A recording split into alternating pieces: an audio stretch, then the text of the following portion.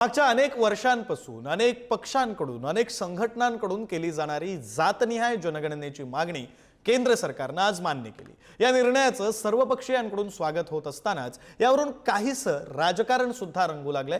पाहूया या रिपोर्टमधून।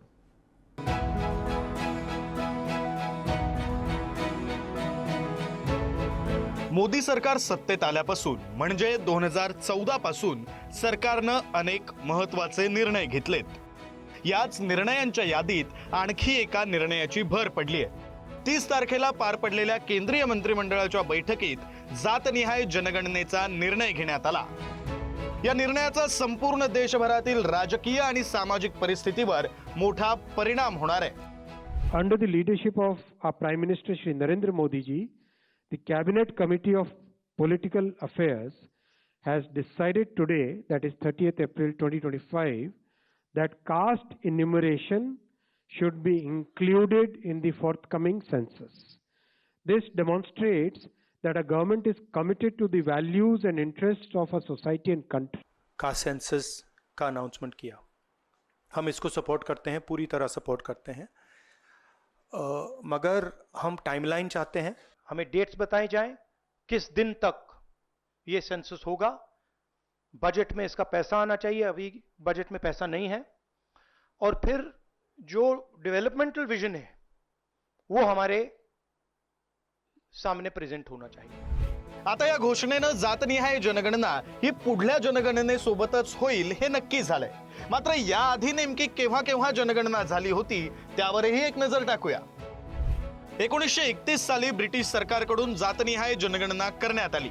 1931 साली जनगणनेनुसार भारतात 4000पेक्षा जास्त जाती। स्वातंत्र्यानंतर भारतामध्ये अनुसूचित जाती आणि जमातींची जनगणना झाली। 1951 साली भारत सरकारनं धोरणात्मक निर्णय म्हणून जातनिहाय जनगणना थांबवली। 2011 साली सामाजिक आर्थिक जातनिहाय जनगणना झाली, पण आकडे जाहीर झाले नाहीत। 2011 साली जातनिहाय जनगणनेमध्ये उणिवा असल्याचं सरकारकडून स्पष्टीकरण देण्यात आलं। तर 2023 साली बिहारमध्ये नितीश कुमार सरकारकडून जातनिहाय सर्वेक्षण करण्यात आलं। 2023 साली बिहारमध्ये ओबीसी 63.13%, एससी 19.65%, एसटी 1.68%, तर उच्च जाती 15.22% इतक्या होत्या। 2025 साली 19 जानेवारीपासून आंध्र प्रदेशामध्ये जातनिहाय गणना करण्याची प्रक्रिया सुरू झाली। 2025 साली स्वातंत्र्यानंतर पहिल्यांदाच देशात जातनिहाय जनगणना होईल, केंद्र सरकारनं निर्णय घेतला। हा इतिहास पाहिल्यानंतर ही जातनिहाय जनगणना नेमकी का महत्त्वाची आहे, नेमकं या जातनिहाय जनगणनेमुळे काय साध्य होणार हेही पाहूया। कोणत्या जातीची किती लोकसंख्या हे कळणार, कोणत्या जातीतील लोकांची सामाजिक आर्थिक स्थिती काय हेही समोर येणार, कोणत्या जातीतील लोकांकडे किती संपत्ती याचीही माहिती मिळणार। मागास जाती आणि प्रवर्गांसाठी कल्याणकारी योजना राबवण्यासाठी याचा उपयोग होणार। जातनिहाय जनगणना ही सामाजिक दृष्ट्या महत्त्वाची असल्यानं आणि अनेक वर्षांपासूनची ही प्रलंबित मागणी असल्यानं सर्वच राजकीय नेत्यांकडून या घोषणेचं स्वागत केलं जात आहे। सामाजिक न्याय शेवटच्या घटकापर्यंत जर पोचवायचा असेल तर या जनगणनेच्या माध्यमातून समाजामध्ये कोण मागे राहिलेला आहे याचा एम्पिरिकल डेटा देखील येईल आणि त्यामुळे आपल्याला योग्य लोकांना योग्य सवलती देऊन या देशाला आणि सर्व समाजांना वेगाने पुढे नेता येईल।